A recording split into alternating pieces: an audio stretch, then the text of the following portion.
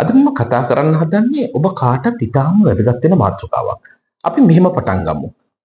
ඔබ හිතන ආකාරයට වැඩිහිටි දෙමව්පියන්ව වැඩිහිටි නිවාසයක හෝ සාත්තු නිවාසයක නවතා තබන දරුවන් පාපතරයන්ද? මේ ගැන ලොකු සංවාදයක් මේ දවස්වල සමාජ මාධ්‍ය තුල අපිට දකින්න ලැබෙනවා. මේ සංවාදයේදී බොහෝ දෙනා මෙවැනි දෙමව්පියන්ව වැඩිහිටි නිවාසයක නැත්නම් සාත්තු නිවාසයක නවතා තබන දරුවන්ට සාප කරනවා, ඔවුන්ව දැඩි ලෙස විවේචනය කරනවා, ඊටාම බරපතල ලෙස විවේචනය කරන අපිට දකින්න ලැබෙනවා. දැන් මෙතනදී මම මේ ප්‍රශ්නය ගැන සාකච්ඡා කරන්න හදනවා පැති කීපයකින්. වැඩිහිටි වියේදී පුද්ගලයෙක් මුහුණ දෙන ගැටලු සහ වැඩිහිටි වියේ පුද්ගලයෙක් බලා ගන්නා කෙනෙකු, පවුලේ සමාජිකයෙකු, දරුවෙකු වැනි කෙනෙකු මුහුණ දෙන ගැටලු, මේ කාණ්ඩ දෙක අපි විශේෂයෙන්ම සැලකිල්ලට භාජනය කළ යුතුයි. අපි මුලින්ම බලමු මේ වැඩිහිටි වියේ පුද්ගලයන් මුහුණ දෙන ගැටලු මොන වගේද කියලා. අපි දන්නවා වයසට යන විට, වැඩි වියටපත් වෙන විට පුද්ගලයින්ගේ ශරීරයේ වර්ධනය ක්‍රමෙන් දුර්වල වෙනවා. මේ ශරීරයේ වර්ධනයේ දුර්වල වීම අපි දකිනවා අතපය වළංගු නැතිවීම, අමතක වීම වැනි අංශ කීපයකින්. නමුත් මෙතනදී බොහෝ දෙනෙක්ගේ අවධානයට ලක් නොවන කොටසක් තමයි මේ වැඩිහිටි වියේ පුද්ගලයන් මුහුණ දෙන බරපතල මානසික ගැටලු කාණ්ඩයක් තියෙනවා. මේ මානසික ගැටලු කාණ්ඩය ගත්තම අපිට මෙතනදී මානසික රෝග වශයෙන් හඳුනාගත හැකි රෝග ගණනාවක් තියෙනවා. වැඩිහිටි වියට පත්වීමත් සමග පුද්ගලයන් තුළ ක්‍රමයෙන් වර්ධනය වන. මෙතන තියෙන සුවිශේෂම කාරණේ තමයි මේ සියලු රෝග පොදුවේ වර්ධනය වීම සිදුවන්නේ ඊටාම හිමින්. ඔබ දන්නේ නැහැ, ඔබට හඳුනා ගන්නට බැහැ මගේ පියා තුළ, මගේ මව තුළ මෙවැනි රෝග තත්ත්වයක් වර්ධනය වෙමින් තියෙනවා කියලා. මේ වර්ධනය වෙමින් තියෙන රෝග තත්ත්වය ක්‍රමක්‍රමයෙන් මේ පුද්ගලයාගේ හැකියාවන් මොට කරනවා. මේ හැකියාවන් මොට කිරීම කියන එක බැලුවම අපිට මේක ඇතුලේ තියෙනවා ඔවුන්ගේ මතකය ක්‍රමයෙන් දුර්වල වෙන්න පටන් ගන්නවා. ඔවුන්ගේ සංජානන හැකියාව, ඒ කියන්නේ අපි යමක් පැවසූ විට එය තර්කානුකූලව වටහා ගැනීමේ, ප්‍රශ්නයකට පිළිතුරු සෙවීමේ හැකියාව ඔවුන්ගේ දුර්වල වෙමින් යනවා.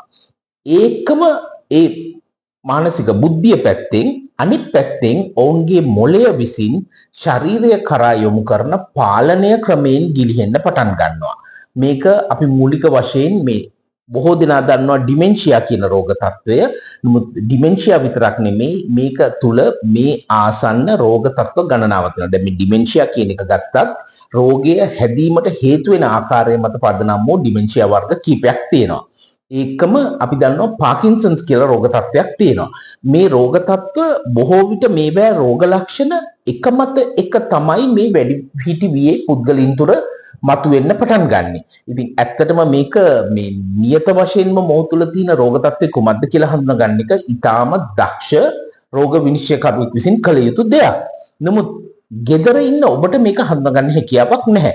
gedara ඉන්න ඔබ දකින්නේ ඔබේ මව අනික් අයව අවිශ්වාස කරන්න පටන් ගන්නවා. තමන් සතු වටිනා දේවල් තැන තැන හංගන්න පටන් ගන්නවා. මේ මොහොතකට කලින් කියපු දේ අමතක වෙන්න පටන් ගන්නවා. අල්මාරියේ යතුරු හංගපු තැන හොයාගන්න බැරුව යනවා. මේ වගේ ඊටාම සරල, හැබැයි මේ මව සාමාන්‍ය අනික් අය වගේම සාමාන්‍ය ජීවිතයක් නිවස තුළ ගත කරමින් ඉන්න බොහොම ක්‍රියාශීලී මවක් වෙන්න පුළුවන්. නමුත් ඇය තුළ මෙවැනි කුඩා ලක්ෂණ මතුවෙන්න පටන් ගන්නවා කියන්නේ ඔබ සැලකිල්ලක් දිය යුතු තත්වයක ඇය ඉන්නවා කියන එක. මෙතනදී බොහෝ වෙලාවට අනික් අය පෙළඹෙන්නේ මොකද අපි ස්වභාවිකව අපි අත්දැකලා තින්නේ දරුවෙක් කුඩා කාලේ ඉඳලා ක්‍රමෙන් වර්ධනය වෙනකොට මේ දරුවා සතු හැකියාවන් ක්‍රමෙන් වැඩි වෙනවා. ඉතින් අපේ මනස තුල, පොදුවේ අපි හැමෝගෙම මනස තුල මුල් බැසගත්තු මතයක් තියෙනවා පුද්ගලයාගේ හැකියාවන් දිනෙන් දින වර්ධනය වෙනවා කියලා. ඒක එක මට්ටමකට ආවෙන් පස්සේ මේක ආපහු ඩික්ලයින් වෙනවා, නැත්නම් ආපසු පසුගාමී තත්වයකටපත් වෙනවා කියන එක අපේ අවබෝධයේ නැහැ. ඉතින් බොහෝ විට මේ බොහොම ක්‍රියාශීලී වැඩිහිටි මවක් නිතර අමතක වීම වෙනකොට දරුවන් ඇයට දෝෂාරෝපණය කරන්න, ඇයට බැන බදින්න මේ වගේ දේවල් සිද්ධ වෙනවා. ඇයට නොයෙකුත් ආකාරයෙන් බැනබැදීම් සිදුවීම නිසා ඇය මානසිකව පීඩාවටපත් වෙනවා. මේ තුලින් මෙවැනි මවක් ડિප්‍රෙෂන් තත්වයට පත්වීමේ හැකියාවක් තියෙනවා. එතකොට ડિප්‍රෙෂන් තත්වයටපත් වුණොත් ඇය ඒ ડિප්‍රෙෂන් තත්ත්වේ නැත්නම් විෂාද තත්වයකටපත් වුණොත් ඒ තුලින් මේ පුද්ගලයාගේ අර මානසික වර්ධනය වෙමින් පැවති ස්නායු දුර්වලතාවය ඊටම ශීඝ්‍ර තත්වයටපත් වෙන්නට හැකියාවක් තියෙනවා. එතකොට ඒ තත්වය වැඩි දියුණු වීමත් එක්කලා ඔබට දකින්න ලැබෙනවා මේ පුද්ගලයා තුළ අපි විශේෂයෙන් ගත්තොත් මේ ඩිමෙන්ෂියා කාණ්ඩයේ රෝගවල ගත්තොත් මේ පුද්ගලයා පවුලේ අයව කිසිසේත්ම සිදු නොවුණු කාරණා මත පදනම් විරහිත ලෙස සැක කරන්නට පටන් ගන්නවා. ඒකම ඔවුන්ට චෝදනා කරන්නට පටන් ගන්නවා. උදේ කෑම කාපු බව ඇයට අමතක වීම නිසා මේ මහලු මවට හෝ පියාට අමතක වීම නිසා දවල් වෙලා ගෙදරට එන කෙනෙකුට කියනවා මං උදේට කෑවේ නෑ කියලා. එතකොට අපි හිතමු ඇය කුකුල් මස් කන්න ඊටාම රුචි පුද්ගලයෙක් කියලා. ඔබ මේ අද උදේ කෑම වේලටත් කුකුල් මස් කෑල්ලක් ඔබේ මවට ආදරෙන් දෙන්න ඇති. නමුත් හවස ගෙදරට එන කෙනෙක් එක්ක යම්කිසි කතාවකදී කුකුල් මස් පිළිබඳ මතකයක් ආවොත් ඇය ගෙදරට එන කෙනාට කියනවා කුකුල් මස් කෑල්ලක් කාපු කාලයක් මට මතක නැහැ කියලා. මෙතනදී මේ මව කියන්නේ බොරුවක් නෙවෙයි, මව කියන්නේ සත්‍ය ලෙසම එවැනි මතකයක් ඇගේ මනස තුල නැති නිසා. ඉතින් මේ වගේ සිදුවීම් නිසා මේ පවුල් ඇතුලේ මෙවැනි වැඩිහිටියන්ට ඊටාම තදබල පීඩාකාරී තත්ත්වයක් නිවස තුල ඇති වෙනවා. මේ ඇතිවීමත් එක්කලා මේ දෙමව්පියන් මේ වැඩිහිටි දෙමව්පියන්ට දරුවෝ වෛර කරන ද්වේෂ කරන තත්වයකට පවුල් තුලපත් වෙනවා. ඉතින් මෙවැනි දේවල් නිසා මේක ක්‍රමක්‍රමින් තව තවත් වර්ධනය වීමක් තමයි වෙන්නේ. ඒකම අපි දන්නවා දැන් පාකින්සන්ස් වගේ රෝග තත්ත්වයක්. පාකින්සන්ස් රෝග තත්ත්වයේදී ප්‍රධාන වශයෙන්ම සිද්ධ වෙන්නේ මොළයේ අපේ මේ චාලක ක්‍රියාවන්, ශරීරයේ චාලක ක්‍රියාවන් පාලනය කරන මූලිකම මොළය සම්බන්ධ රසායනික දේවල් වල අඩුපාඩුවක්. මේ රසායනික දේවල් වල අඩුපාඩුව නිසා පුද්ගලයාට මේ චාලක හැකියාව අහිමි වෙනවා. එතනදී දැන් පාකින්සන්ස් වගේ රෝග තත්ත්වයක් තියෙනකොට මේ පුද්ගලයාට හොඳට සීකල්පනාව තියෙනවා, මතකයේ තියෙනවා. නමුත් චාලක හැකියාව අහිමි වෙනවා. චාලක හැකියාව අහිමි වීම ඇතුලේ මේ පුද්ගලයාට යමක් ලියා ගන්න බැරුව යනවා, අත් වේවුලනවා, අතට ගන්න පිඟාන අතෑරිලා බින්දෙනවා. වතුර විදුරුවක් අතට ගත්තොත් අතෑරිලා බින්දෙනවා. මෙන්න මේවෙන් තමයි ගෙවල් ඇතුලේ මේ වැඩිහිටි අම්මලා තාත්තලා දරුවන්ගෙන් බැනුම් අහන්න පටන් ගන්නෙ. කොස්සක් අරන් අතු ගන්න බෑ, අතු ගන්න ගිහිල්ලා චුට්ටක් අතු ගාගෙන යනකොට මෙයා නවතිනවා. අත වෙවුලන්න ගන්නවා. ඒ වගේ මේගොල්ලන්ගේ නොහැකියාවන් වර්ධනය වෙන්න පටන් ගන්නවා. එතකොට වැඩපලක් කරගන්න බැරුව මේගොල්ලෝ එක්තෙන් වෙන්න උත්සාහ කරනවා. පාදය බිමට තිබ්බාම සමහරක් වෙලාවට මෙවැනි අයට පාදය උස්සලා වෙන තැනකින් තියෙන හැටි අමතක වෙනවා. ඉතින් මේ වගේ බොහෝම සංකීර්ණ ලක්ෂණ මේ පුද්ගලයන්ට මතුවෙනවා. එතකොට දැන් මෙවැනි තත්ත්වයක් තුල අපි වෛද්‍ය විද්‍යාත්මකව නිර්දේශ කරන්නේ ප්‍රධාන වශයෙන්ම ඖෂධ ප්‍රතිකාර වහම පටන් ගන්න. සුදුසුකම් ලත් මානසික වෛද්‍ය, ස්නායු වෛද්‍ය විශේෂඥවරයෙක් හමු වෙලා ඒ වෛද්‍යවරයාගේ නිසි උපදෙස් මත ඖෂධ ප්‍රතිකාර වහම පටන් ගන්න. මෙවැනි නිතර අමතක වීමක් හෝ වැඩිහිටි කෙනෙක් තුළ දැක්කොත් ප්‍රතිකාර පටන් ගන්න. මොකද මේ ප්‍රතිකාර පටන් ගැනීම ඇතුලේ ඔබට හැකියාව ලැබෙනවා මේ පුද්ගලයාගේ මේ දුර්වලතා ක්‍රමයෙන් වර්ධනය වීමින් ඇවිල්ලා නිවස තුළ ඔබ සියලු දෙනාම අපහසුවටපත් වෙන, මව්පියන් විසින් දරුවන්ව සැක කරන, දරුවන්ට චෝදනා කරන, මේ කණ්ඩ දුන්නේ නැහැ කියලා වටපිටාවට කියන මෙවැනි තත්ත්වයන්ගෙන් මේ වැඩිහිටියන්ව දීර්ඝ කාලයක් වළක්වලා තියාගන්න ඔබට හැකියාව ලැබෙනවා. ඔබ මේ මුල් අවස්ථාවේම රෝග තත්ත්වය හඳුනගෙන ප්‍රතිකාර වලට යොමු වුණොත්. එතකොට මේ මුල් අවස්ථාවේම හඳුනගෙන ප්‍රතිකාර වලට යොමු නොවීම නිසා මේ රෝගය ක්‍රමෙන් වර්ධනය වෙනවා කියන එක කියන්න ඕනේ නැහැ. ඊටාම කෙටි කාලයක් තුළ මේ පුද්ගලයා ශාරීරික වශයෙන් සම්පූර්ණයෙන්ම ඩිසේබල් තත්වයකටපත් වෙනවා. මාංශ පේශි අක්‍රිය තත්වයටපත් වෙනවා. ආහාර ගිලින්න නොහැකි වෙනවා. බටමගින් ආහාර ශරීරයට ඇතුල් කරන්න වෙනවා. මේ පුද්ගලයා තනිකරම ජීවත් වෙන ප්‍රාණිය රැඳිලා තියෙන දර කොටයක් වගේ තත්වයටපත් වෙනවා. ඉතින් මේක හරිම අවාසනාවන්ත තත්වයක්. මේ තත්වයටපත් වුණාන් පස්සේ මේ පුද්ගලයාට මතකයකුත් නැහැ. Tamanට සලකන්නේ Tamanගේ දරුවද කියලා හඳුනන්නෙත් නැහැ. හැබැයි මේ තත්වයෙන් බොහෝ කාලයක් මේ පුද්ගලයා ජීවත් වෙනවා. ඉතින් මේක හරිම අවාසනාවන්ත තත්ත්වයක්. දැන් මේකෙදි අපි සලකා බලමු මේ දෙමාපියන්ව බලා ගන්නා ගෙදර ඉන්න පිරිසට දරුවන්ට මුහුණ දෙන්නට වෙන තත්ත්වය. එතකොට ඇත්තටම මේ තත්ත්වය ක්‍රමක්‍රමයෙන් කොයිතරම් අපි බෙහෙත් දුන්නත් අපිට බෙහෙත් වලින් පුළුවන් මේ තත්ත්වය නරක අතට හැරීම ප්‍රමාද කිරීමක් විතරයි කරන්න. එතකොට මේක ක්‍රමයෙන් නරක අතට හැරෙනවායි කියන එක unavoidable වළක්වාලිය නොහැකි තත්ත්වයක්. මේ නරක තත්ත්වයට මේක ක්‍රමයෙන් පත්වේගන යනකොට මේ දෙමව්පියන්ට මේ වැඩිහිටියන්ට Tamanගේ මතකයේ බොහෝ දුරට අහිමි වෙලා තමන්ගේ වැඩ කටයුතු තමන්ට කරගැනීමේ හැකියාව අහිමි වෙලා.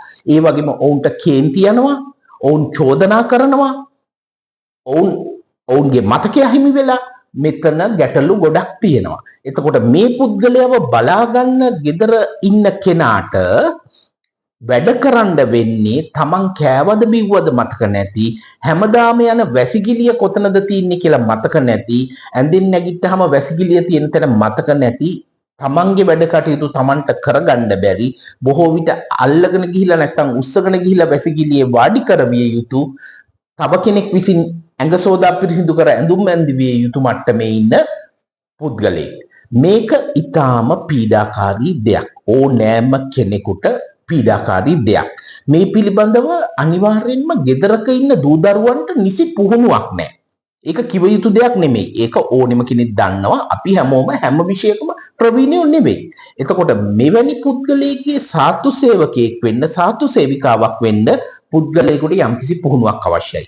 මේ පුහුණුව නොමැති පුද්ගලයෝ මේ තත්වයට පත්වීම තුළ ඒ පුද්ගලයා විශාල ලෙස මානසික පීඩනයකට පත් වෙනවා. මානසික පීඩනයකට පත් වෙලා විෂාද තත්වයන්ට පත්වීමේ ඉඩකඩ තියෙනවා. වෙනත් මානසික රෝග තත්වයන්ට පත්වීමේ ඉඩකඩ පවා තියෙනවා. එතකොට මෙවැනි පීඩාවට පත් වෙන පුද්ගලයා තුළ ඉවසීම අහිමි වෙනවා.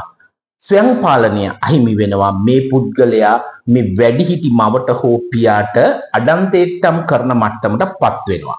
ඒක ඒ පුද්ගලයාගේ වරද නෙමෙයි. ඒක ඔවුන් මුහුණ දෙන මානසික පීඩනයේ දැඩි බව. ඉතින් මේ වගේ තත්ත්ව වළක්වා ගැනීමට අපිට මොකද්ද කරන්න පුළුවන්? මේ වගේ තත්ත්ව වළක්වා ගැනීමට මම දකින විදිහට කළ හැකි හොඳම දේ තමයි ඔබට ඒ පිරිවැය දැරිය හැකි නම් එවැනි පුද්ගලයෙකු බලා ගැනීමේ හැකියාව ඇති ආයතනයක ඒ පුද්ගලයාව නවත්තලා ඒ සඳහා වියදම් දරලා පුහුණුව ලත් හෙද නිලධාරීනියන් ලවා මේ පුද්ගලයාගේ අවශ්‍යතා සම්පූර්ණ කරවීම. මොකද එවැනි තැනකදී මේ පුද්ගලයා ඇඳේ එක්තැන් වුණාන් පස්සේ ඇති වෙන ඇඳ තුවාල කියලා අපි කියන්නේ බෙඩ් සෝස් හැදෙන්න තියෙන ඉඩකඩ පවා වළක්වලා මේ පුද්ගලයාව කොහොමද නඩත්තු කළ යුත්තේ, මේ පුද්ගලයාව හොදන්න ඕනේ කොහොමද, උස්සන්න ඕනේ කොහොමද, ඇඳෙන් රෝද පුටුවට ගන්නේ කොහොමද, නාවන්නේ කොහොමද, මේ සියල්ල පිළිබඳව තාක්ෂණික පුහුණුවක් මේ බොහෝ විට මෙවැනි හෙද නිලධාරියන් සතුයි.